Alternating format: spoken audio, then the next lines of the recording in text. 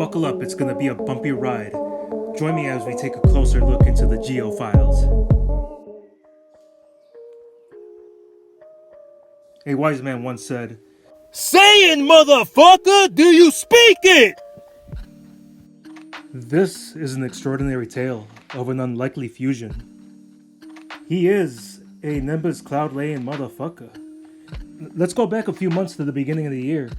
This drawing actually marks the first of many live sessions. Special shout out to the one person that stuck around and watched this whole thing unfold. Now, the thing about ideas is that they can often come from the most unexpected of places. And quite honestly, I can't remember exactly how this mashup came to mind. I was probably scrolling through social media and came across a few memes when the idea suddenly crash landed into my brain. Sometimes the mind has to wander into some strange territory to find the right type of inspiration. It often forces us to ask life's most important questions.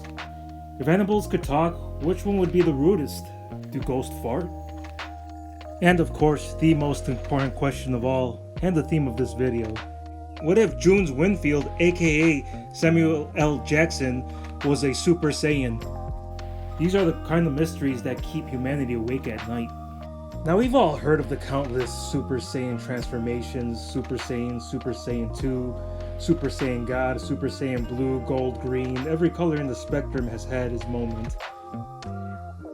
But what if I were to tell you there exists a form so powerful, so majestic, that only Ezekiel himself can unlock it?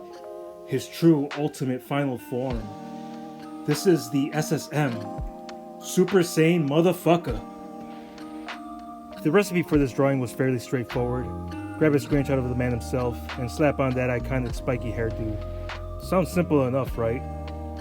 The real challenge, however, is capturing a person's likeness. It's all about the subtle details. The distance between the eyes, the shape of the nose, the contours of the face, and that little glimmer in the eyes that makes a portrait feel alive.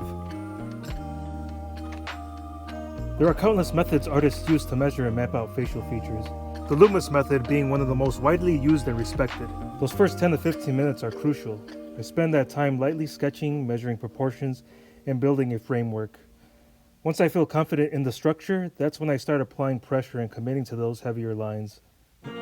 For the large surface area of the hair, I needed some serious firepower, so I busted out the large tip Sharpie to fill in those bold, dark shapes.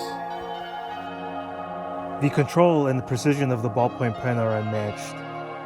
And that's what was used throughout the majority of this drawing to get the shading and those fine minute details down. You might notice my eyes constantly bouncing between the hair and the face. That back and forth helps me see the drawing as a whole and prevents me from obsessing over one section for too long. The time flew by as I zoned out, and before I knew it, I'd been broadcasting live for nearly 3 hours. Drawing has always been a very private practice for me, so I was initially hesitant to go live, but I psyched myself up and committed to seeing this whole thing through. Taking that first step when trying something new, well, that's always the hardest. Mental gymnastics and intense focus required for this drawing had me internally screaming, "I've had it with these motherfucking enemies on this motherfucking planet!" It was a personal challenge that I've been planning for quite some time. And as the saying goes, it's all about the journey, not the destination. If you made it this far into the video, I appreciate you listening to my rant. If you're new here, please go ahead and grind on that subscribe button. I'll be dropping my latest ideas as they come along. Drop some of your favorite Sam Jackson or Dragon Ball quotes in the comments. I'll catch y'all in my next drawing session.